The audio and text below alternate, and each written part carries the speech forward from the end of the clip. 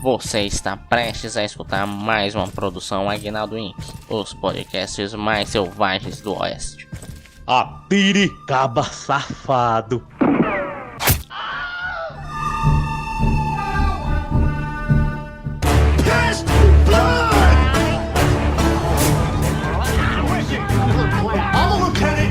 Department. I'm in the middle of a homicide investigation. Can I get my prescription, please?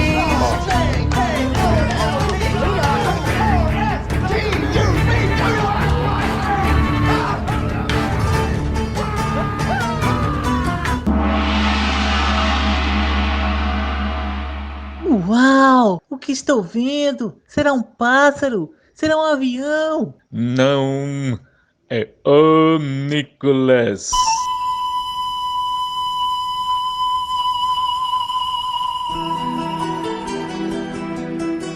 Bem-vindos ao Nicholas, a investigação aleatória e recorrente sobre a carreira do grande ator internacional, Nicolas Cage. Eu sou o JP e hoje eu estou aqui para falar de um filme do Nicolas Cage. Oh, que surpresa, não?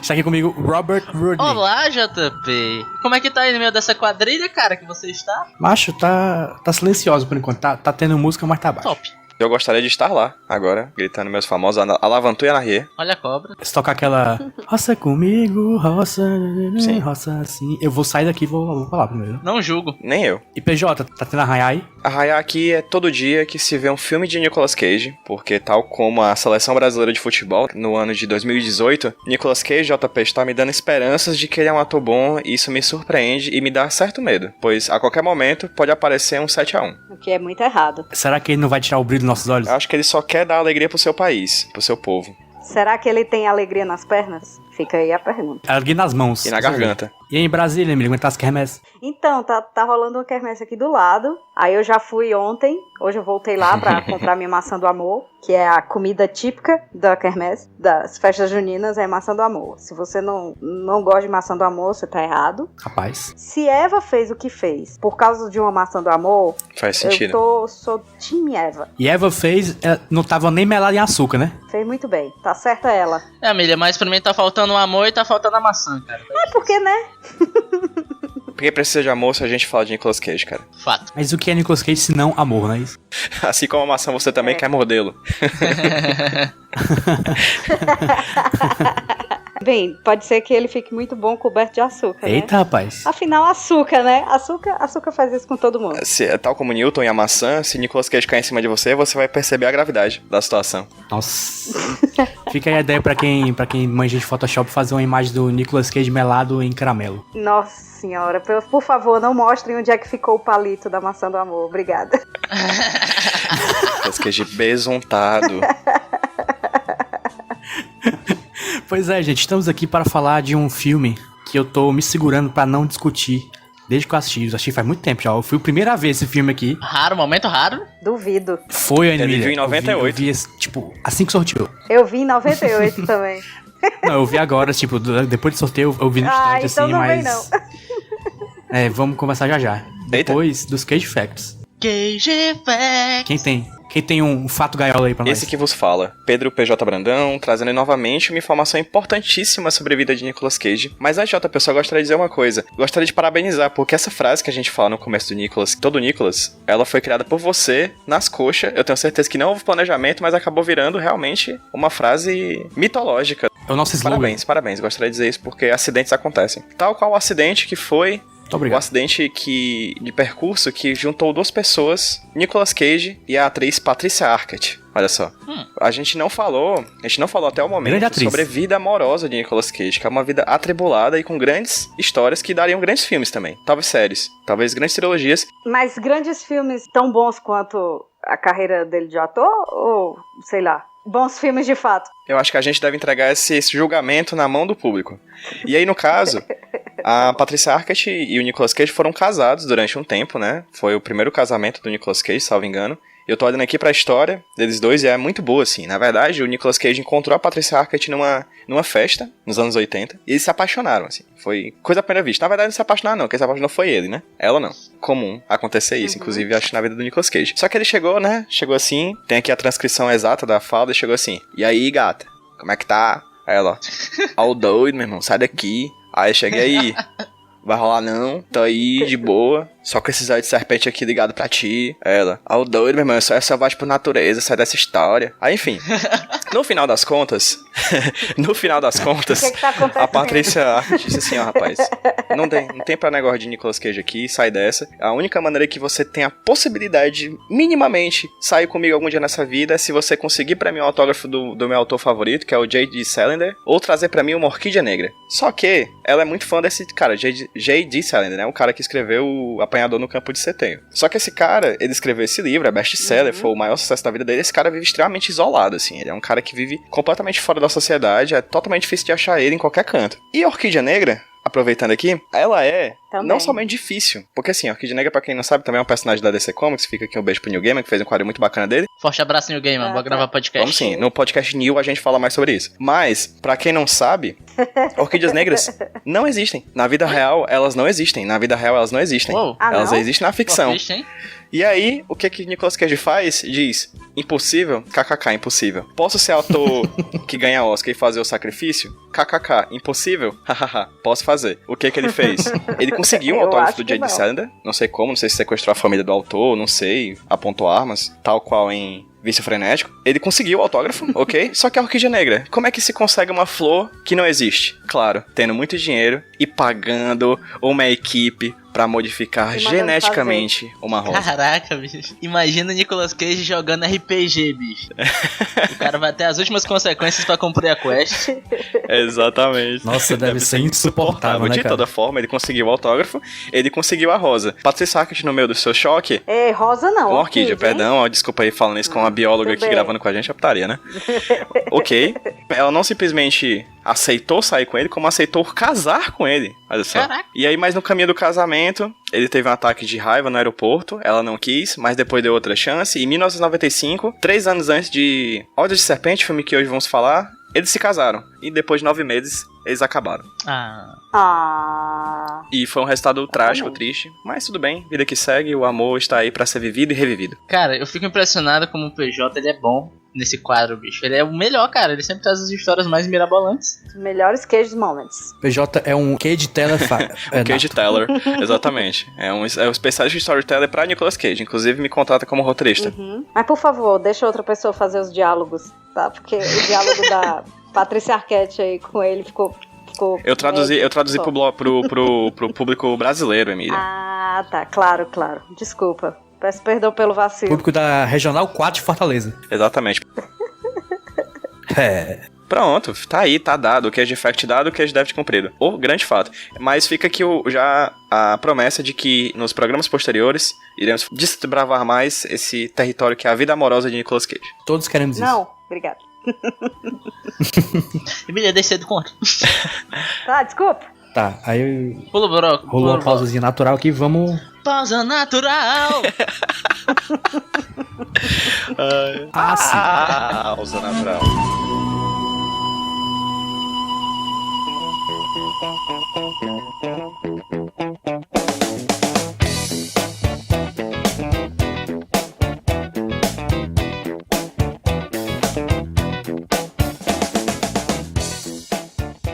Que isso, cara? Oi? Tudo, é uma pausada aí no programa. Meu amigo, pausada é o que Nicolas Cage deu na gente com esse filme. Olhos de Serpente, 1998, dirigido por Brian De Palma. Filme esse em que Nicolas Cage investiga um crime.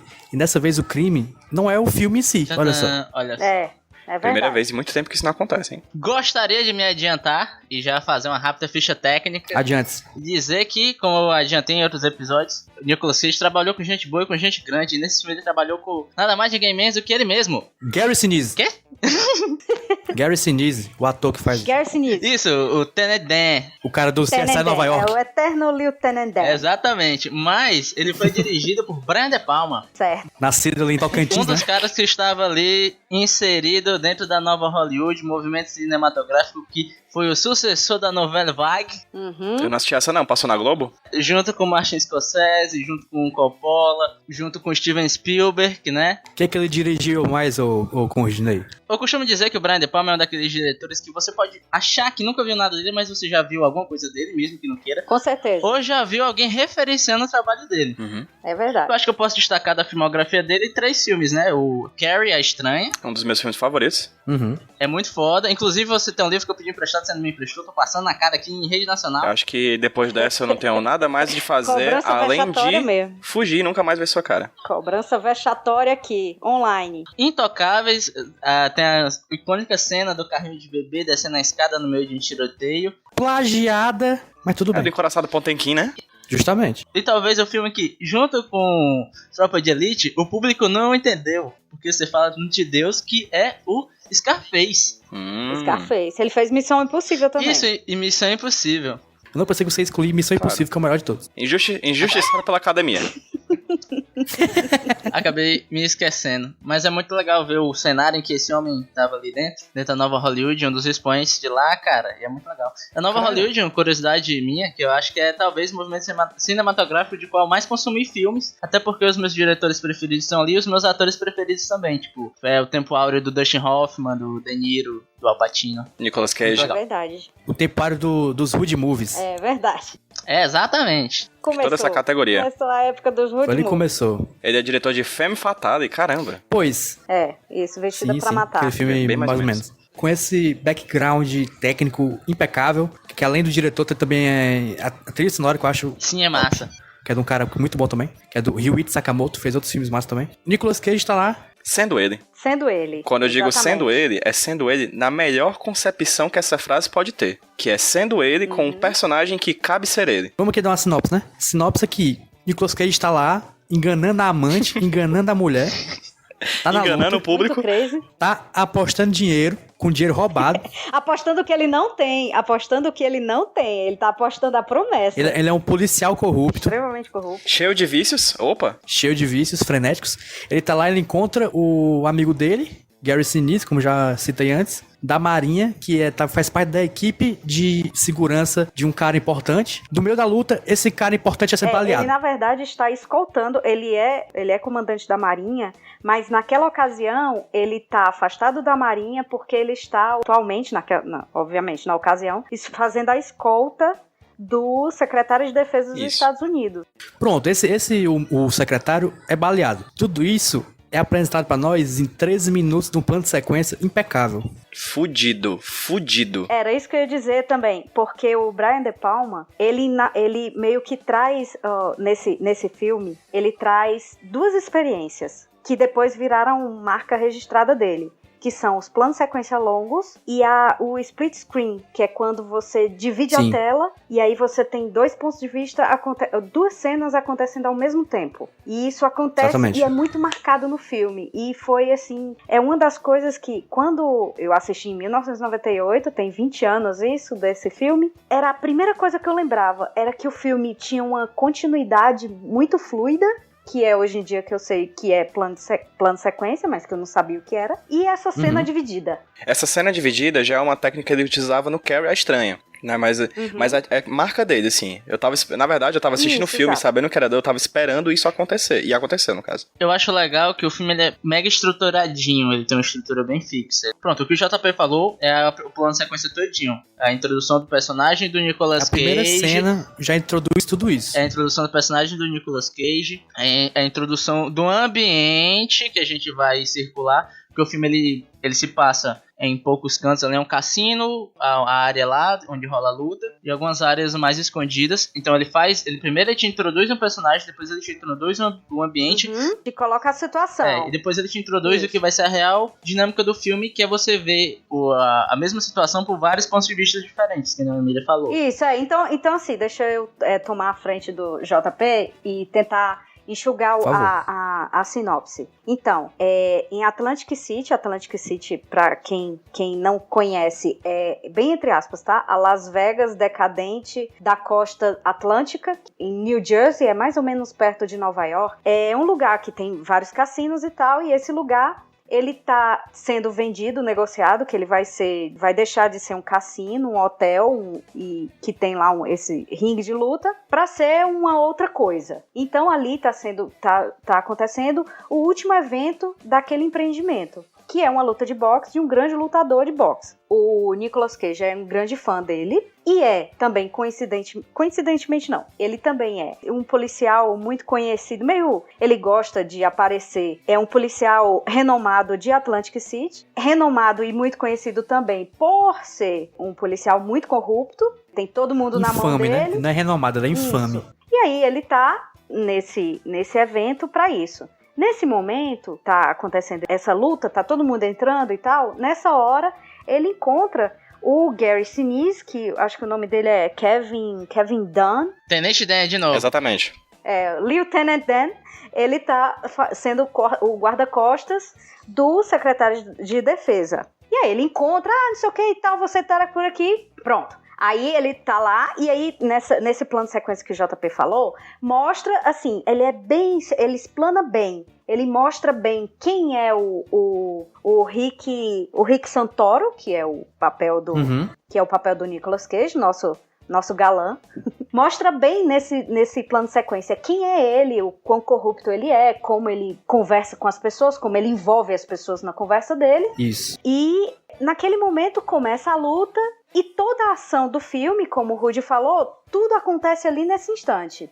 O secretário de defesa leva um tiro. Nesse meio tempo, duas personagens femininas aparecem na cena. Obviamente o Nicolas Cage, galã que ele também é muito galanteador, não é? E ele sempre envolve as mocinhas, coitadas. Assim, a cena se desenrola com uma mulher ruiva, uma outra mulher loira, os tiros, então é uma bagunça muito grande. Tudo acontece muito rápido. O filme em si vai contando a história da investigação do que aconteceu, e essa investigação vai acontecendo e mostrando os diversos pontos de vista das pessoas que estiveram envolvidas nessa cena. O ponto de vista do lutador, o ponto de vista do Nicolas Cage, que é o que a gente acompanha no começo, o ponto de vista dessas outras personagens todas, e aí a coisa toda se desenrola, e aí isso que a gente vai conversar agora. Pronto. Será que foi melhor? Exatamente. Eu tentei ser curta, mas não consegui. Eu acho que já pode dar o podcast pra mim. Não, obrigada. Eu queria só dizer que se por acaso alguém no universo ou fora desse universo chegar na Terra e perguntar quem é Nicolas Cage, eu acho que esses 13 minutos de filme é uma tese sobre o ator, assim. É uma tese sobre Nicolas Cage, é como se pegasse o Nicolas Cage da melhor safra, colocasse no tonel de madeira, pisado pelos pés limpos de centenas de jovens virgens, saísse suco daquilo ali, seria essa cena, assim. É o Nicolas Cage no ápice, assim, de uma forma que eu fiquei besta. É tipo, tudo que a gente vem falando até agora, inclusive um ótimo filme pra ser o nosso 10º programa, né? É tipo, tudo que a gente tem falando do... Eu acho excelente, assim. Eu acho realmente um filme muito bom. Se tivesse 10 minutos a menos, seria 10 de 10. Esse filme, ele apresenta o Nicolas Cage em toda a sua gama de atuações. Sim, verdade. Que não são tantas, mas tem algumas. Nicolas Cage tá confortável de um jeito, como se tivesse deitado numa rede. Cara, por exemplo, eu queria pegar o começo desse filme e substituir a nossa vinheta de entrada e colocar isso aí pra galera. É uma vinheta de 13 minutos. Coloca na vinheta ele cantando Go Tyler, Go Tyler, Go Tyler, yeah! Assim, eu gosto, assim, o filme me animou muito, assim, eu achei um filme realmente excelente, porque ele tem muitas camadas que a gente pode analisar, tipo, meta, né, fora dele. Tipo, pra mim é um filme sobre o olhar, né, tá no próprio nome do filme. Tanto em inglês quanto em português, a tradução até é muito bacana, apesar de que o Snake Eyes tem todo sentido, acho que é bacana a gente até falar sobre a ideia do jogo que ele traz, assim. Pois então, é isso, eu ia citar isso. E se fosse traduzido ao pé da letra, aqui no Brasil seria Pio. E aí, no caso, eu acho um ótimo filme porque não é só um filme sobre a história em si. É massa também, a história eu acho bacana. Repito, se tivesse 10 minutos a menos, seria 10 de 10 pra mim. Mas o filme, ele tem uma pegada sobre mostrar como a gente pode ser enganado pelos nossos olhos, né? Como os olhos podem enganar, como a câmera pode enganar. Eu vi um texto acadêmico recentemente, não vou lembrar quem é o autor, cara, mas eu lembro que tem uma frase que ficou muito na minha cabeça, que é assim: a câmera, ela não mente. A câmera nunca mente. A câmera de fotográfica, de vídeo, ela não mente. Mas quem tá por trás da câmera pode mentir. Pode te induzir, né? Exato. E aí o filme, ele brinca com essa ideia. Na verdade, a primeira cena o primeiro frame do filme é a câmera apontando pra tela de uma TV. Então, meio que ali, desde o primeiro segundo de filme, ele já te explica sobre o que é aquilo. Exatamente. Você tá vendo um filme sobre o ver, né, sobre o olhar. E o olhar, quando ele é induzido, né, é o ponto de vista, usando o termo que também tem uma palavra que tem a ver com ver, o ponto de vista ele pode ser conduzido, induzido e mentido, né? E aí no decorrer do filme a gente vê isso, são vários pontos de vista que tem uma cena que eu acho maravilhosa, que alguém tá narrando alguma coisa e ele diz, não, peraí, você tá mentindo. Quando ele fala peraí, a câmera pausa, sabe? Tipo, a narrativa pausa, o cara é como se o Brian De Palma tivesse realmente apertado o botão de pause na hora de mostrar a fita, assim. E aí retorna pra fora dessa narrativa da personagem e a gente começa a ver o Nicolas Cage, enfim, o tempo inteiro o filme ele fica brincando com essa ideia de que é um filme sobre o narrar, né? É sobre os pontos de vista, sobre o ver. É você está vendo um filme sobre ver. É legal, PJ, porque o Brian De Palma, junto com um diretor de fotografia, que eu não lembro quem é agora, eles pegam vários enquadramentos e repetem esses enquadramentos. Por exemplo, você tem vários movimentos laterais do cenário que funcionam, tipo, sabe novela? Que você vê a parede cortando a cena, o cara passa por ver a parede. Por cima, né? Passa por cima e pelo lado. E esses movimentos vão se repetir lá no final do filme em contextos diferentes. Ele vai setando várias coisas pequenininhas pra lá na frente ele fazer a voltinha, sabe? Fechar o círculo. Acho muito legal isso. É que assim, eu sou muito safado de plano sequência. Se você botar um plano sequência no seu filme, você já tem chance de me ganhar. Ou aquele plano sequência inicial me ganhou fácil, assim. Me ganhou fácil. Aqui é um meio absurdo, né? É bem absurdo, porque é uma quantidade de pessoas envolvidas na cena homérico, assim. São milhares de pessoas em um ambiente que é feito pra ter milhares de pessoas, que é realmente um grande espetáculo esportivo, que é uma final de campeonato de boxe, assim. São milhares de pessoas e é muito bem conduzido e a câmera só fica nele, enfim. É muito bem orquestrado, é muito bem escondido os cortes, você percebe os cortes quando passa uma pessoa assim na frente, Exatamente. você, opa, corte, quando a câmera vira... Quando a câmera tá aproximando na parede, assim, você sabe que ali aconteceu um corte, mas que você não Mas é muito sentiu, fluido, né? é Esses muito cortes, fluido. eu sei que eles existem nesses momentos, mas eu não percebi de jeito nenhum. Pra mim tava rindo de boa. Exato. A gente sabe que ali existe um corte, mas a gente não vê, né? É tão bom quanto os cortes de edição que o próprio Roberto Udinei faz nesse podcast, que você nem nota. Eu vou lhe dizer que, assim, primeiro sobre o Brian De Palma, eu acho que ele coroou a carreira dele com esse filme. Porque, assim, ele tinha dirigido já Robert De Niro, Al Pacino, Foi Andy crescendo, Garcia, Sean Connery, Michael Caine, mas não tinha, né, dirigido Você tem Nicolas toda a razão. Cage. Ele não tinha visto o quão habilidoso pode ser um ator que pode ir do cheirado de coca ao o cachorro abandonado de uma mudança. Um cachorro que caiu do caminhão de mudança. Em segundos. Ele, com o Nicolas Cage, ele conseguiu isso tudo. Porque o Nicolas Cage, como eu falei, ele varia. Não é um ator com uma grande gama de atuações, mas ele vai do completamente louco, excitadíssimo, cheirado de coca, pelo menos parece, no começo do filme, até o homem traído, refém de uma situação inteira e que, nossa, como eu fui tão enganado assim. Então, assim, a gente consegue ver isso tudo nele. Ou essas duas coisas. Não, é porque com o Nicolas Cage não existe meio termo. Ou é 8 ou é 8 mil. Você tem que escolher um dos dois. Eu queria corroborar um pouquinho com o que a Emília falou e com o que o PJ falou sobre a questão do olhar e do Nicolas Cage variar. É que ele me enganou, cara. Como assim? Porque você tem esse início, que é a introdução do Rick Santoro, né? Uhum. E ele parece ser só um doidinho qualquer, um policialzinho qualquer. E quando eu vi ele é fodão. E quando a narrativa troca pra um filme de investigação, a gente descobre que ele é foda. Ele é o Batman da parada. Ele é muito perspicaz, apesar de não parecer. E o filme, ele, depois do plano de sequência, quando começa a investigação em si, ele muda totalmente, assim. Quando eu tava vendo no começo, eu não vi trailer, Também eu não li sinopse, não sabia de nada sobre o filme. Daí eu não imaginei que ele seria um filme de investigação feito todo num ambiente só. Eu curto também. Que isso é um negócio que eu curti muito, que é feito todo num ambiente só. Que tá tudo muito meu... Não é claustrofóbico porque tem um ambiente grande, né? Mas mesmo assim, ele é meio ele é limitado, contido, né? Não tem pra onde correr o Eu filme. só acho, cara, na minha humilde opinião, que o ambiente, às vezes, ele funciona um pouco como um Deus Ex Machina, que, por exemplo, precisa de um canto pra esconder X coisa. E assim, do nada surge um quarto secreto. E você fica, opa, E ninguém acha o quarto secreto. E teoricamente a pessoa que tava ali não conhecia, não tinha como conhecer tão profundamente a planta de um hotel gigante. Em termos de Deus Ex Machina, tem um Deus Ex Machina nesse filme que me incomodou, e aí não tem nada a ver com o Nicolas Cage, obviamente, mas com uma manobra do diretor, do produtor, sei lá de quem. Isso me incomoda, eu entendo, aceito, mas eu acho muito mirabolante. Que é o seguinte, no começo do filme, logo no plano sequência, aparece uma cédula de $100 suja de sangue, certo? Essa cédula, o Nicolas Cage pega ela e logo repassa para uma outra pessoa. Se eu não me engano, o cara da TV. Ele entrega essa nota de $100 pro cara da TV. Chega lá na frente, quando o Nicolas Cage tá descobrindo... Aqui vale spoiler? Eu tava pensando se era bom. Eu não vou entregar. Não tanto.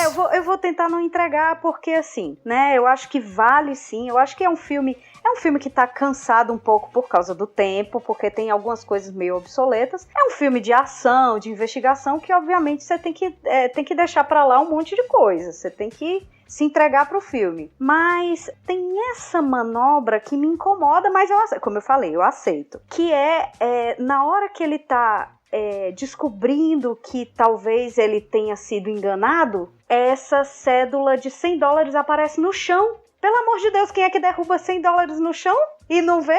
Aí essa cédula aparece magicamente em um espaço. Esses $100, bem, é um dinheiro manchado de sangue. Então, ele... Mais óbvio impossível. Então ele percebe que, nossa, o dinheiro não vale a pena. No entanto, ele... foi a pessoa que foi comprada por esses mesmos $100 no começo do filme. Aí eu fico me perguntando, os escrúpulos dele, até que ponto vai? É tipo só dinheiro? Ou, sabe? Eu fiquei meio assim. Como eu falei, eu gosto muito do filme, mas essa manobra, sabe? No meio do filme, tipo assim, ele... nenhum dinheiro vale a pena quando as vidas das pessoas estão envolvidas, não posso admitir. E aí ele vira um outro policial. Enquanto que ele era ultra mega corrupto por qualquer coisa, sabe? Aí, mas ok, ele continua sendo lindo, príncipe. Eu acho que isso é condizente com o tipo de filme da época que ele foi feito. Eu concordo com você. Porque é muito os filmes de investigação, de policial daquela época. Eu concordo. É muito, não sei se é brega a palavra, mas é meio clichê. Eu vou discordar, assim. Porque a gente não tá falando dos outros filmes, a gente tá falando desse filme. Ô, meu amigo, eu tô falando do filme da época. Não, mas a gente analisa um filme. Enfim, pra mim o problema do filme é o seguinte. Eu acho que ele começa bem, ele vai subindo, e chega uma hora que ele cai. Ele cansa. Do nada, assim. Ele não cansa, ele cai direto. Assim, eu fiquei até me perguntando, caraca, qual hora, Rui? Eu acho que na hora, cara, que pra mim a pior coisa do filme é que quando os personagens começam a atrair o que eles são. Exatamente, eu tô com a Emília no que ela falou do Nicolas Cage, mas vários outros personagens fazem isso. Por exemplo, tem um personagem X, que eu não vou dizer quem é, que ele é tido como uma máquina super racional, um raciocínio rápido pra resolver a situação, e do nada ele começa a agir que nem um idiota. Do nada, eu fiquei, ok, esse cara não foi me introduzido desse jeito, a índole desse cara, o que ele é, não é isso. E eu senti que foi tipo, ok, a gente precisa fechar essa parada aqui, então vai ser assim mesmo. Precisa resolver. Exatamente. A gente tem que chegar nesse resultado aqui, não importa o caminho que a gente pega. Eu achei a resolução muito fácil, achei que ela traz os próprios personagens, e no final o filme decai pra mim, e pra mim particularmente, eu aceito o filme começar mal e terminar bem, eu acho ok, não me incomoda tanto, mas quando o filme termina mal, começando bem, pra mim o gosto fica mais amargo na boca. Eu mudei minha visão sobre isso, Rudy. Eu também pensava nisso, mas eu tive tanto prazer em tanto tempo de tela, que aí, repito, os últimos 10 minutos são uma porcaria. Eu acho os últimos 10 minutos de mal a pior, como tu fala. Mas pra mim, até chegar naquele momento, aquele momento não tava nem 10 de 10, tava 15 de 10, 10, entendeu? Aí quando eu fui colocando as questões negativas do final do filme, que é realmente o grande problema do filme, é o final, né? É um final que acaba o filme mais do que literalmente. Tu fala do final, que é quando ele passa do... Aconteceu o fato no cassino, e aí acaba o fato do cassino, e aí tem esses 10 minutos finais? É isso que tu fala? É essa parte que tu não gosta, ou a solução do cassino? Eu acho que é exatamente a partir do momento em que tu fala da nota de sangue. Eu acho que a partir dali, certo, a coisa degringola. certo. Eu concordo, sabe? A partir com você. dali. Eu concordo. Eu acho um final muito óbvio, preguiçoso. Eu não acho que é o final, eu acho que é o ato final todinho. Certo. Ele é completo, ele é desastroso. E o final, pra mim, é que ele tem um final e depois tem um epílogo. O final, pra mim, é ridículo. O epílogo é muito. O final são muitas conveniências, saca? Várias coincidências. Eu não tô entendendo com a parte que pra mim fica muito, sabe, não fica crível. Você tá falando de qual é o final que você tá querendo falar? Ó, o filme ele tem um final, que é quando é o fechamento do problema em si, de toda a investigação, ele tem uma resolução. E pra mim essa resolução ela é desastrosa. Eu entendo o que ele quis dizer e até conversa um pouco com o que eu acabei de falar, das pequenas coisas que no final vão voltar. Mas todas as coincidências que rolam pra chegar ali, pra mim beira o meio que o ridículo. Depois disso tem um epílogo. O epílogo pra mim só desgraça mais tudo. Tu acha? Eu acho aquele epílogo excelente, eu gosto. Pois é, eu gosto do epílogo porque assim, eu fico muito contrariada com o personagem que é vilão, que é um falso mocinho, porque ele é um falso mocinho. E tipo assim, se acabasse ali, e cadê o policial corrupto? Bandido, sabe? E aí esse epílogo ele mostra que ele se lascou. Mas eu achei paia aquela parte que o cara perde o controle. O cara começa a ficar muito louco, o Lieutenant Dan. E, sabe, eu entendo, eu concordo com o que o JP falou, que esse filme, ele é muito semelhante a filmes de ação daquela época. Eu concordo muito, porque em 98 e tal, eu assistia muitos filmes. Nessa época desse filme, eu e meu irmão, a gente era muito amigo de um dono de uma locadora que tinha lá perto de casa. E ele sempre recebia, cada semana, ele recebia um pacote grande das distribuidoras de filmes. E ele sempre levava esses filmes pra gente assistir primeiro, antes de ele etiquetar, classificar e colocar na locadora. Então a gente tinha esse privilégio de sempre assistir muitos filmes. Toda semana a gente tinha vários filmes lá em casa. E na época que eu assisti Cidade dos Anjos, eu fiquei, caramba, esse cara é muito bom, esse Nicolas Cage. Eu nunca tinha assistido, acho que nada dele. Mal sabia. Pois é. Aí quando chegou esse Snake Eyes, e eu tinha falado já pro Márcio, eu disse, pô, Márcio, arranja pra gente tal, outros filmes desse cara. Ele disse, Emília, chegou hoje. Aí ele me entregou o Snake Eyes na mão e disse, assiste e depois me diz o que é que tu acha desse filme, porque a gente não ia tanto a cinema, e nem esses filmes todos também chegavam pro cinema, né, pra gente, a coisa não funcionava assim. Aí eu assisti e fiquei apaixonadíssima no filme, e eu concordo com o JP quando ele fala que ele era esse estilo de filme que se fazia naquela época. Eu concordo 100%, porque realmente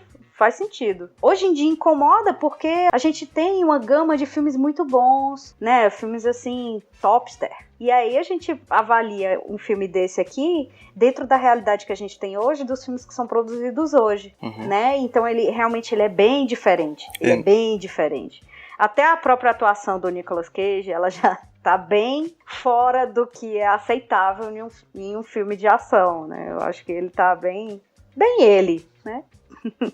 Hoje em dia, um personagem que não é aquele seria de filme de comédia.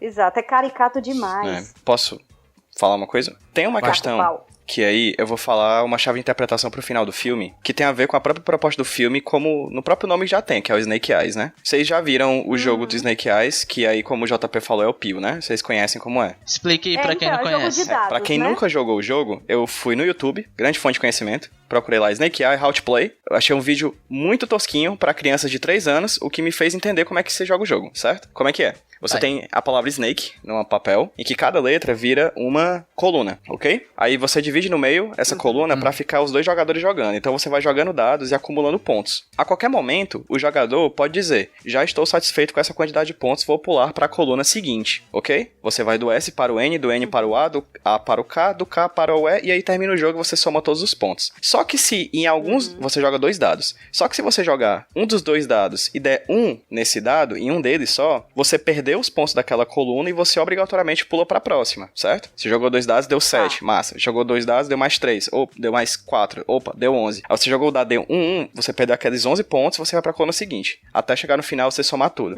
Só que em determinado momento do jogo, em qualquer uma das colunas, se você jogar e der os 2 1, que é o pio, no famoso cearense, mas no Certo. inglês seria o Snake Eye, que são os 2 pontinhos dos olhos da serpente, você perde todos os pontos até então. E É a por isso que eu casa acho que ganha. essa metáfora, Então, apesar de eu não gostar do final, ok, queria deixar isso claro, não gosto do desfecho do terceiro ato, mas a ideia de que o azar fez com que alguém ganhasse e alguém perdesse, não vou dizer quem pra evitar spoiler, tem a ver com isso, entende? Seria como se, tipo, chegando no final, no E do Snake, tivesse dado 2 Snake Eyes pra um dos oponentes, pra um dos lados da história, e a partir disso, a sorte, que é o jogar de dados da vida, né, vai se desenrolando até chegar nesse final que é tosco, eu não gosto, mas acredito que tem a ver, entendeu? Com a ideia da sorte do jogar de dados do destino. Sim. Excelente análise. Essa fala, Snake Eyes, The House Wins, que é a banca ganha, né? Olhos de serpente, Sim. a banca ganha. Ele é citado 2 vezes no filme. No Sim. momento em que o Nicolas Cage se vê traído, ele ouve essa frase, e aí é tipo assim: aceite que a situação é essa e você vai perder. E quando a situação se reverte, eu acho que talvez isso seja um pouco spoiler, mas, bem, assistam, o filme vale a pena pela obra-prima do filme. Não, a história é ok, mas a execução... A história é o mal. a execução Não é o muito quê? boa. O filme é óbvio. Tipo assim, o filme é óbvio. Assim que você começa a assistir o filme, você já entende como ele mais ou menos vai terminar e você sabe quem é o mocinho do filme. Mas vale a pena assistir pela execução. Então, assim, na hora que o jogo reverte, aí ele fala isso, Snake Eyes. Eu fiquei assim, sem entender. O PJ já explicou como que é o jogo. Eu não sabia, eu achava que fosse a mesa de dados de mesa de cassino mesmo, que é aquele copinho com 2 dados e a pessoa joga. Ele serve pra todos os jogos. É o tipo um termo usado pra quando tira 2. Eu sabia que era da quantia 2, que quando dá 2 pontinhos ninguém ganha, não existe, porque não existe probabilidade menor, então por isso que a banca ganha, né? Ela rapa tudo e fica mais ok. Entendi, porque PJ é cultura.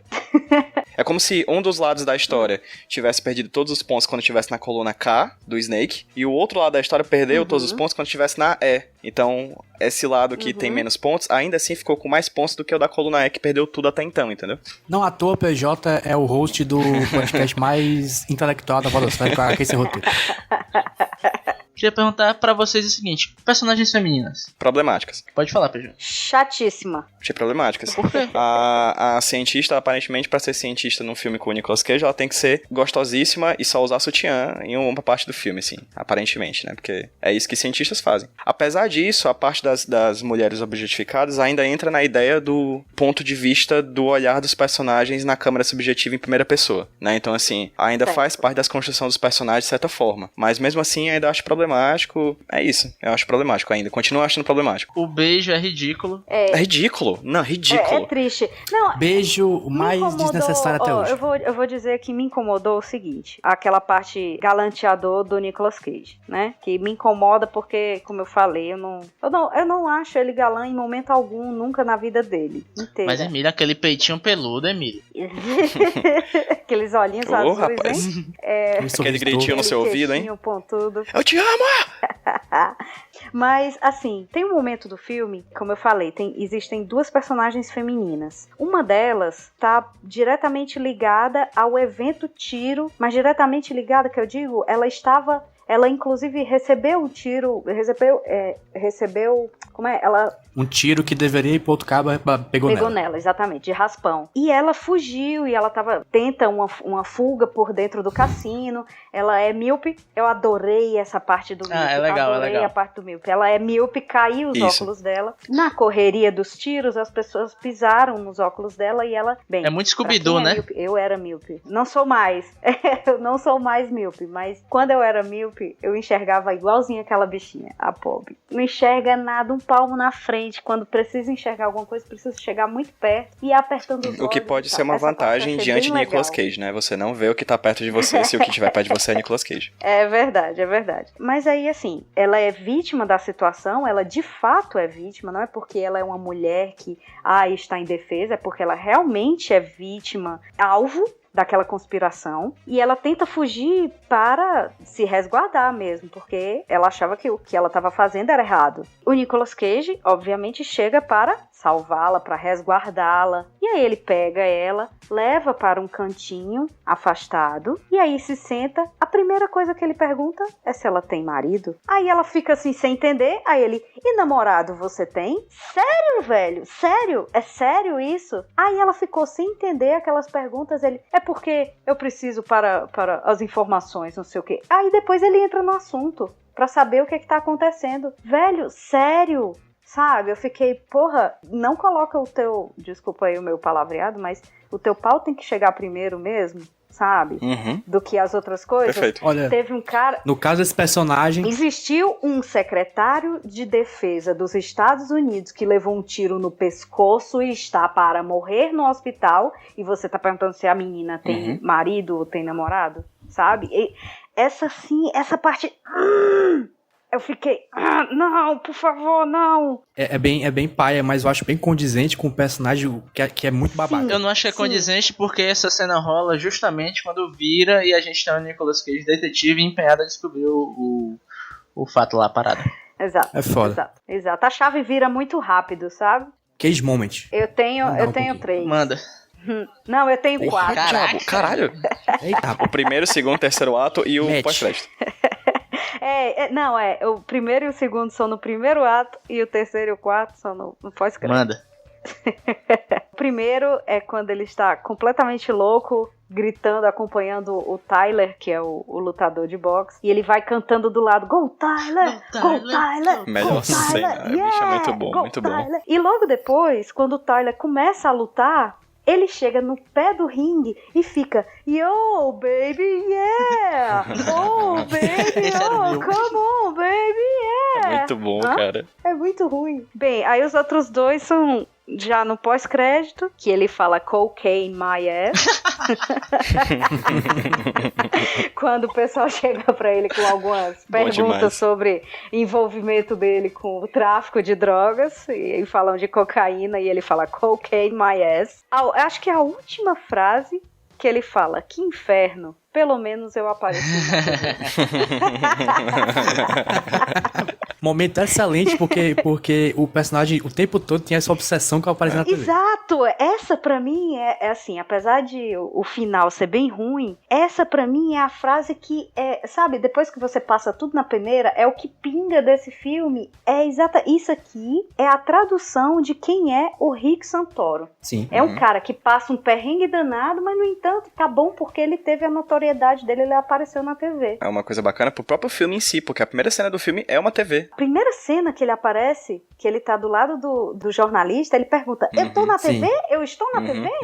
Eu estou na TV? Ele quer isso, Muito ele bom. quer notoriedade. PJ. Cara, a frase que fecha todo aquele monólogo dele sobre... Que ele fala, porque eu fui feito pra ser o rei desse esgoto, cara, e eu sou. Ah, é foda. É massa. Aquela É verdade. cena é linda. Excelente.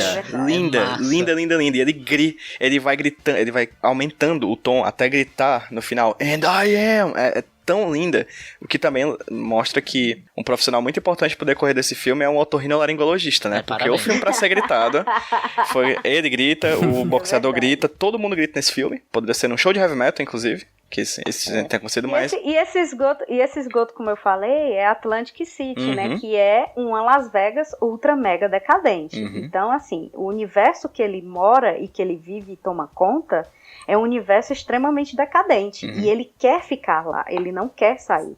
Um beijo pros nossos amigos de Atlantic City. Forte abraço aí, ó. Peço desculpa, agora vão ser 10 ouvintes. Eu vou me agarrar no gancho do PJ pra puxar o meu.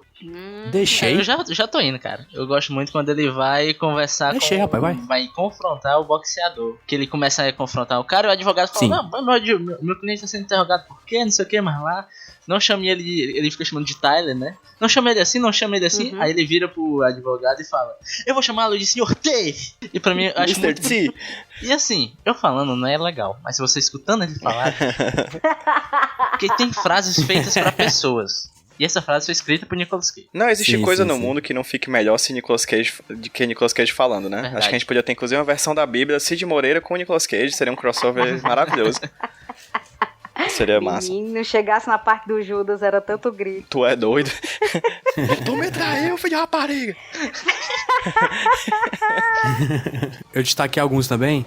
Um deles é que aparece no momento a cabeça de leão, é o Nicolas Cage mia pra ela. Ah, muito bom. Puta que pariu, muito bom. O outro é quando ele fala o Snake Eyes, né? Ele fala a frase Snake Eyes, House Wings. E uma outra também é aquele epílogo que mostra uma sequência de imagens de TV. Que mostra ele fugindo do julgamento, assim, escondidinho no sobretudo. Acho excelente. Muito bom. É muito tosco e bom demais. A gente sempre meio que esquece de falar sobre algumas trivias, né? Que tem aqui no IMDb. Mas algumas bem rápidas. Aquela cena que tu falou, Emília, que tu acha... Que o cara pergunta, e sobre a cocaína? Ele fala, cocaine my ass. A voz que pergunta, what about the cocaine? É do próprio Baden Palma. É do próprio diretor do filme. E o ministro... que é assassinado no filme, ele originalmente foi pensado pra ser protagonizado, sabe por quem? Quem? Donald fucking Trump. Caralho. Meu Jesus Cristo. Seria um... Pensei que tu fosse dizer, sabe por quem? Sabe por quem? Quem é? Raimundo Nonato. Seria incrível. Eu esperei um Pablo Vittar. Não, aí ele teria ido longe demais, porque teria voltado no tempo, porque Pablo Vittar devia ter 3 anos aí. Bora dar nota. Explicando a nota, tem uma nota pro filme e a nota do filme com o filme de Nicolas Cage, que são critérios diferentes. Na verdade, eu dou a nota do Nicolas Cage, não sei se eu entendo diferente de vocês, mas eu dou a nota pro Nicolas Cage. Eu dou a nota pro Nicolas Cage. Eu dou a nota... deixa de ser. Eu sempre entendi, a minha interpretação ouvindo o Nicolas foi sempre que é a nota do Nicolas Cage no filme. Ouvinte, você decide então. Ei, eu sou ouvinte, eu já decidi. Obrigada. Pronto, fica assim. Decidido. Tá decidido agora. Eu sou uma das 11, falei tudo. Pois bora, filme nota 9. Esse foi, até agora do filme que a gente assistiu aqui, foi o que eu mais gostei. Idem. Nicolas Cage está suave. Nicolas Cage está flutuando naquele papel. É prazeroso ver ele naquele filme. E como eu falei, que eu disse que ele tem meio que coisas do plot que são clichês do tipo de filme, né? Aquele tipo de filme específico, de suspense das 90. Eu não digo isso como uma coisa ruim, porque eu adoro esse tipo de filme. Então, pra mim, foi ótimo. Certo. E é isso. E como nós do Nicolas Cage, é 9 também. Porque ele tá foda. A melhor descrição que eu tenho pra ele é foda. Concordo. Emília. Certo. Eu vou ficar aí com o relator, eu acompanho o voto do relator para a nota do filme, nota 9. Eu gostei muito do filme, na época eu fiquei muito impactada e eu realmente tinha, sim, esse filme na minha memória como um filme muito bom e ele realmente continua sendo um filme muito bom, pelas coisas que ele me apresenta. A inovação da coisa dos pontos de vista, aquilo foi muito maluco na minha cabeça, assim, os pontos de vista, a narrativa do filme, a forma como ele entrelaça todos os acontecimentos e tal. Achei aquilo muito fantástico, foi muito, muito impactante pra mim. Continuava sendo, de vez em quando falava desse filme pro Juliano, que era um filme que eu gostava muito e ele nunca nem tinha ouvido falar. E ele se sentou aqui comigo e assistiu comigo e gostou muito também do filme. Então eu fico com nota 9 para o filme, pelo filme em si, E mesmo dando desconto, quer dizer, e importante dar o desconto da questão da tecnologia da época de hoje, comparada a 20 anos atrás. E a nota para o Nicolas Cage, eu fico com a nota 9, porque ele transita entre o Nicolas Cage ultra mega canastrão, que existe em diversos filmes, e o Nicolas Cage bunda mole, traído, cachorro abandonado, que ele também faz outros filmes, né? Por exemplo, Homem de Família, Cidade dos Anjos, aquele bunda mole lá. Então, assim, ele transita entre essas facetas que ele tem, mas como não é o meu melhor Nicolas Cage, ele não leva a nota máxima, por isso, entendeu? Então é a minha interpretação dele, eu acho que ele se saiu. Pra mim, o melhor Nicolas Cage, vocês já vão falar, infelizmente eu sei que não vou poder participar desse filme, porque já tem uma longa fila de espera, porém, pra mim, o Nicolas Cage perfeito, nota 10, é o Nicolas Cage de A Outra Face. Show. É o nota 10. Todos os outros são menos do que esse. Emília, eu fiquei com uma dúvida. Qual a nota do Juliano pra esse filme? Deixa eu perguntar aqui pra ele. Chama ele pra ele participar rapidão. Vem cá, vem rapidinho, por favor. Oi. Juliano. Oi. Juliano, E aí, meu filho? qual é a sua nota pra esse filme, Juliano? Cara, eu daria aí um 7,5. Olha aí, é dos meus. Rapaz. Por quê? Porque, cara, o filme vai bem, o enredo vai até bem, mas quando chega ali no final, assim, o negócio parece que... O diretor parece que quer terminar logo o negócio, entrega de qualquer jeito. Queria ir pra casa logo, né? Vai, vamos embora, Pra mim é o que parece. Mas eu daria uma nota maior se o final não fosse tão, assim, largado. E pro Nicolas Cage, Juliano, que nota você dá? Nicolas Cage é 10 sempre, Aí sim, né? Opa, Aí, rapaz. aí sim. Ele é um fenômeno Meteorológico. meteorológico. Uma tempestade que passou em nossas vidas. Beijo, Valeu, meninos. Obrigado, Juliano. Valeu, Juliano. Valeu, bicho. É um príncipe. Excelente. Rudinei, Obrigada, amor. já aproveita que já tá... No flow. Concordando com o Juliano? Então, cara, minha nota Concorde aí. também vai ficar com 7,5, igual o Juliano. É muito parecido com o que ele falou. Eu acho que ele vai muito bem. Até 80% desse filme, ele beira o 10. Só que o final, ele baixa muito, fica muito ruim, fica muito ruim mesmo. Vamos resumir em ruim. E eu vou discordar com o lance de, ok, é um retrato da sua época. Tá. É um retrato de sua época, mas eu acho que isso não serve de justificativa pra passar a mão em cima de onde ele tá errado. Sim, claro, não é uma defesa do filme, tipo assim, desconsidere porque naquela época não. Mas eu digo assim, se eu observar com os meus olhos daquela época, para o que eu assistia, as coisas daquela época, talvez eu não tinha esse nível de exigência ou de refinamento. Assim, talvez eu não enxergasse aquilo como uma falha, como hoje em dia eu enxergo. É mais ou menos isso, não é? Assim, eu concordo que seja uma falha, eu acho que é uma falha grave até, mas eu acho que os filmes todos naquela época eram tão desse jeito, entregues dessa forma, que eu acredito que talvez a gente não tivesse esse discernimento, sabe? De tipo, pô, esse filme poderia ter um final melhor, mais bem trabalhado. É a minha forma de interpretar. Eu vou continuar com esse ponto que o que ele tem de ruim, ele tem de ruim. E também o que ele tem de ruim foi escrito e dirigido por um Brian De Palma. Isso já joga um pouco da expectativa um pouco mais lá pra cima, porque ele é um Brian De Palma, saca? Pra mim, assim, eu sou muito da obra. Eu, por exemplo, não sou uma pessoa que segue bandas. Eu não sou uma pessoa que segue diretores. Dou uma olhada no filme. Nesse caso, o Snake Eyes, ele chegou pra mim. Eu não fui atrás, mesmo porque na época a gente não tinha esses acessos. Como hoje em dia, a gente dá uma olhada no YouTube, dá uma olhada no IMDb. Isso tudo tá muito fácil. Em 98 não era assim. O filme chegou pra mim, eu dei o play e assisti. Eu não tinha esse pedigree, sabe, do diretor. Eu não sabia quem era. Eu não tenho o grau de instrução que o Rudy tem, de assistir, de saber quais que são as assinaturas dos diretores, dos produtores, dos atores. Não, eu sou a pessoa que assiste a obra e avalia a obra assim. Eu entendo que, por exemplo, uma trilha sonora que seja do John Williams, eu vou conseguir identificar. Mas aí é porque eu realmente gosto dele, mas não é porque uma obra vai ser com a trilha sonora do John Williams que eu vou obrigatoriamente já estar predisposta a gostar de algo, entendeu? Então eu tenho a minha expectativa sempre baixa, assim, porque eu não sou uma pessoa de diretores, eu não sou uma pessoa de atores, de etc e tal. Então, assim, eu acho que talvez o erro seja você criar a expectativa em cima de um pedigree que você acredita que ele tem que entregar. Não é isso. O lance aqui, como eu falei até pra ti, uma obra é uma obra. Só que, eu sei que esse cara faz mais, até porque eu falei isso, mas você sabe que ele já escreveu, que ele já dirigiu. E queira que não queira, você conhecendo um pouco a história do cara, você acaba olhando e falando, pô, cara, você? Sabe? Mas óbvio que... Rude deu uma nota baixa e escreveu em vermelho do lado assim, você consegue mais. Viu, senhor Brian De Palma? O que eu queria falar também é que o que eu tô falando que é ruim, que eu tô achando ruim, pode até parecer que eu odiei o filme, e o que na verdade eu gostei bastante do filme, como eu falei, 80% dele é muito bom, e eu acho que você que tá ouvindo aí, ouvinte, você devia assisti-lo. É verdade, já devia ter baixado. Exatamente. Vamos falar de coisa boa, vamos falar de Nicolas Cage, vamos falar que Nicolas Cage, pra mim, ele tá com 9,5. Eu acho que a gente tem 2 polos do Nicolas Cage ali. Olha aí. Overacting, gritando. Ele parece estar se divertindo, entende? Até quando ele tá nos momentos mais dramáticos. Eu sinto que ele tá mega empolgado com o que ele tá fazendo. Demais. E outra coisa, só fazer uma meia-culpa aqui de síndrome do impostor. Eu não acho que eu tenho esse pedigree todo não, tá? E, inclusive, se eu tiver errado em alguma Tem coisa... sim, você é um cachorrão. Se eu tiver errado em alguma coisa, comenta aí, tá? Tem sim, se você quiser saber mais do pedigree do Rudney, vai lá no Iradex pra procurar as resenhas dele. Exatamente. Roberto Ou Rudney é um então baita cachorro. no futuro podcast... Rude. Exatamente. Na verdade, pela convenção dos podcasts que vai chamar Roberto. Roberto. Justo.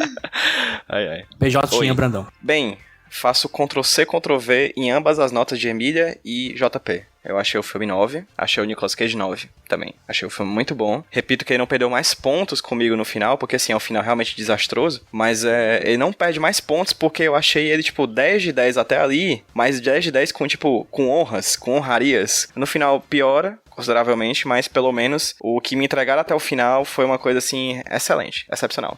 E Nicolas Cage brilhando, né, amigos? O único problema de Nicolas Cage no filme é porque em determinado momento ele para de gritar. Então aí deixa de ser Nicolas Cage, passa a ser somente mais um ator. É na hora que ele fica bunda mole.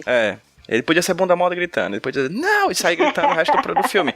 Mas ele para de gritar. E aí, quando o Nicolas Cage para de gritar, ele para de ser quem ele é de verdade. Ele vira um anjo. Muito bom. Gostei. Olha, a nota média do filme ficou 8.4. Vale a pena ver. E nota de Nicolas Cage 9.3. Top. Olha aí. Certo. Já volto. My body is a...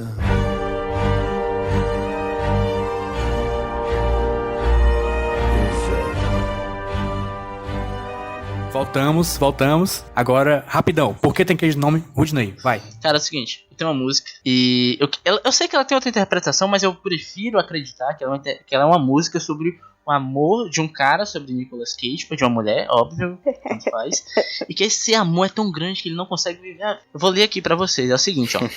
Meu corpo é um Cage que me impede de dançar com aquele que amo, mas minha mente segura a chave. Estou aqui sobre o palco, de medo e de dúvidas internas. É uma peça horrível, mas eles aplaudirão de qualquer maneira. Meu corpo é um Cage. Essa música se chama My Body is a Cage. Arcade Fire, mas eu queria indicar ela na voz do Peter Gabriel. Certo. Falei numa música que reflete nosso âmago aqui de todo mundo. Emília também tem, Eu né? tenho. Fala aí, por favor. Posso falar. Então, o meu Porque Tem Cage no nome é o Cage Questionary. É O Cage, no caso, é um acrônimo para 4 aspectos de um teste de alcoolismo. Olha! Caraca! Isso é útil mesmo, é de verdade, é realmente útil. No caso, o C é de cut, é de cortar, faz referência a uma pergunta. Se você já pensou que deveria beber menos. O A é de annoyed, que é uma pergunta, que é se você sente que as pessoas incomodam você criticando a bebida.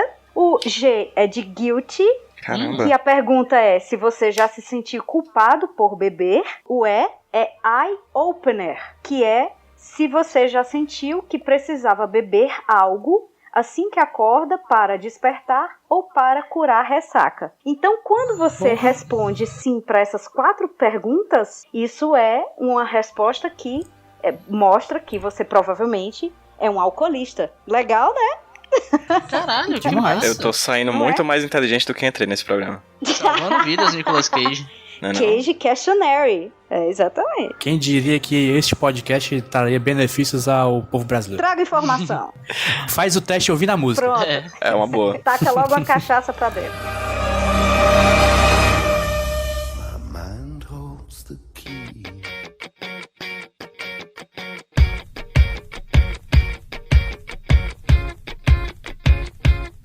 Pois bem, vamos aqui, jabazinhos básicos. Eu e Rude estamos no Agnaldo Indica, podcast excelente.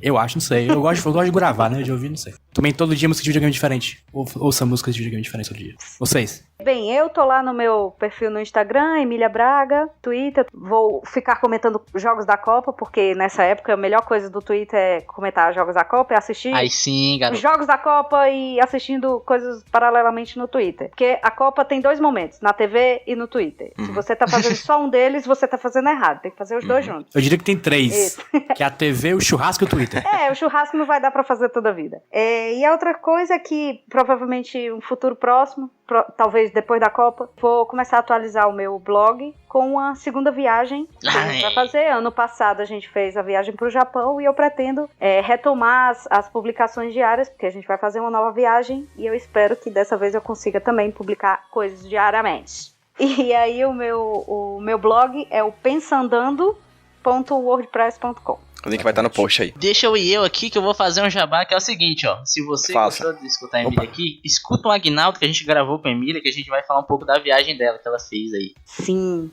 E se você quiser saber das minhas paradas, você me procura no Twitter, @Rudilonia, e lê o que eu escrevo lá no Iradex. Eu queria também aproveitar meu jabá para retornar um abraço. Opa! Abraço! Um abraço acalentador lá da galera do Lado B do Rio, um dos podcasts que eu mais estou gostando de escutar hoje em dia. E no episódio 63 mandaram um abraço pra mim pro Pacatuba. Eu me sinto na obrigação moral de retornar esse abraço aqui. Então, pessoal lá do Lado B do Rio, vocês estão todos abraçados. Justíssimo. Ótimo.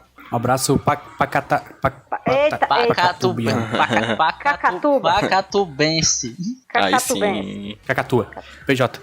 HQ Sem Roteiro. Procura HQ Sem Roteiro. Toda segunda-feira tem programa novo discutindo sobre quadrinhos. E é basicamente isso. E repito, faço sempre o mesmo apelo. HQ Sem Roteiro em todas as redes sociais. Mas aproveita que você vai estar no Twitter, no Facebook, no Instagram e vai procurar pelo HQ Sem Roteiro. Vai lá e procura Podcast Nicolas, que são as redes sociais aqui da gente do Podcast Nicolas. Tem no Facebook, no Twitter e no Instagram, @Podcast Nicolas. Você acha a gente, dá aquele like, dá aquele follow e você vai receber montagens excelentes com a cara ridícula de Nicolas Cage em todas essas redes sociais. Gritando muito. Isso, e sabendo em primeira mão quando é que sai esse programa, os programas novos do Nicolas, que são quinzenais, viu, galera? Se você pensa que é semanal, tá ouvindo pensando que é semanal, tá fazendo uma maratoninha... Infelizmente, não é mesmo? Talvez um dia, Emília, na sua cruzada... Bem, você tem que acreditar nos seus sonhos. Eu tenho 2 sonhos. Um era de participar do Nicolas, o segundo é de ele virar semanal. Um já foi! Opa, eu acho que a gente pode trabalhar com essa meta. E outra coisa, ó. Você que tá escutando, você tem 15 dias pra indicar esse podcast pros seus amigos, hein? Indica aí pra nós. Isso. Vamos aumentar essa torcida aí, porque até o momento a gente só tem 11 ouvintes que dá um time de futebol. A gente quer pelo menos chegar até o final do ano com 2 times feitos e pelo menos uns 3 reservas. Pode ser 2 times de futebol de salão, que aí já tá mais perto. Faz assim, ó, manda o seu amigo ver o filme, Olho de Serpente, ele vai ter uma opinião forte sobre ele, porque não dá pra ter uma opinião qualquer sobre esse filme. Ou ele vai amar, ou ele vai adiar. Aí ele vai querer alguém pra discutir, só que não vai ter ninguém pra discutir, porque ninguém viu esse filme. Aí ele vai ouvir esse podcast. E não existe um podcast no Brasil sobre Nicolas Cage, além do nosso. Vamos descobrir qual é o próximo filme? Bora. Emília, faça as honras, por favor. Sou eu? Por favor. Vai. Eu vou dar aqui, vai. Ctrl R. Número 55, o filme é Força G. Aê! De 2009. É o do Ratinho? É o dos hamster. Muito bom. Primeiro filme que Nicolas Cage dubla. Aí sim, hein? O filme tá péssimo no IMDb, eu estou muito animado, finalmente. Eu não aguento mais ver filme bom. Não me chamem. Obrigado. Eu queria dizer outra coisa, eu queria dizer o seguinte, ó. Tchau. Tchau. Tchau, né? É hora de dizer tchau. É hora de dizer tchau. É hora de dizer tchau. Tchau.